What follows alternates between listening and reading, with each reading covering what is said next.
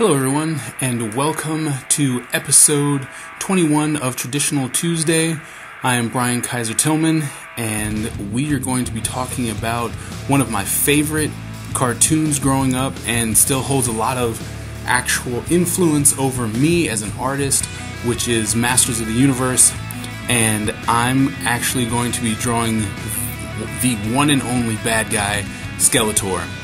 Now, I had done a color pop earlier that I didn't get a video of, but I had done it of He-Man, and it caught a lot of attention, and so I figured, you know what, I should probably go ahead and do one of Skeletor because, well, those of you who know me know that I actually like the bad guys of most shows, and Skeletor was actually one of my favorites because he had such an annoying voice, which was, I think, added to his character because he was supposed to be considered like one of the bad guys, like the best bad guys. People of Eternia were so freaked out about him, and that voice, you're just like, oh my goodness, it's like nails on a chalkboard when he talked. You couldn't actually take him too seriously because of the way he talked. But that added to the mythos of who Skeletor was, because he was so feared in Eternia. And so it really begged the question, like, what did he do? Like, why was he so feared? Why is he so powerful?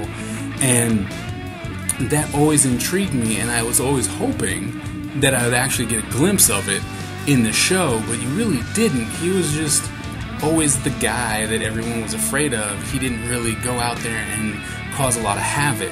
He also had a lot of his people do a lot of his work for him, which was fine in the end, but I really wanted to see his power. I really wanted to see what he could and could not do, and I don't think they ever gave him that ability, and I think that was partially because of the time. So it was, the 80s when He-Man had his TV show, or his cartoon show, and so at that time they weren't really trying to push on the whole bad guy idea, but for some reason it just seemed as though he didn't really get the amount of attention that he needed in order for everyone to actually fear him.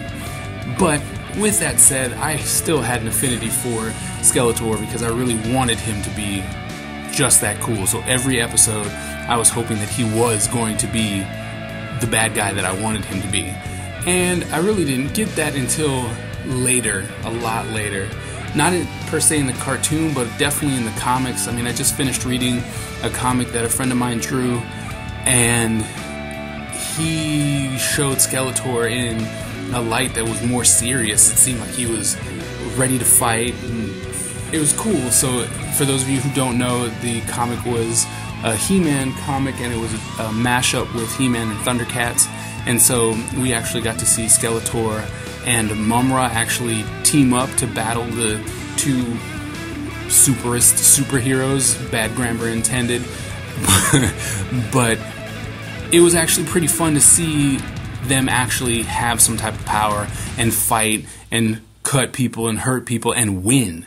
Okay, so they were winning for the longest time, and Skeletor was winning, and you're like, yes, this is the way it should be. He should be this way if he is so feared, being such a powerful sorcerer. Not to mention, he also knew the inner workings of the royal palace when it came to the Eternians, because he was actually one of them, and just a mishap happened, and then bad stuff, and then his face got burned off, and all that stuff. But he knew about all the mythos, and he knew about everything that was powerful when it came to the Eternians. And so I think that actually made him more dangerous than anyone else, because he actually knew what he was looking for. So he knew what he was trying to get his hands on and the power that it held. So all of his deeds were actually trying to get the power that he knew about. It wasn't just legends and stuff. Like, he's like, I know that this is here, and I know that this will give me the power to do this, that, and the other thing.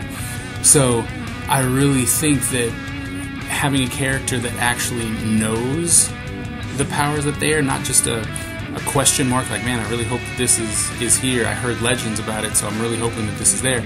But actually knows makes them more dangerous. So the knowledge of what they're actually going for makes them more dangerous, and I like that about bad guys who actually know what they're doing. So, but Skeletor really pushed for me on the things of what a bad guy should be and what they shouldn't be. So I look at the cartoon and go, this is not what I want my bad guy to be, and then I look at the comics and go, this is exactly what I want my bad guy to be.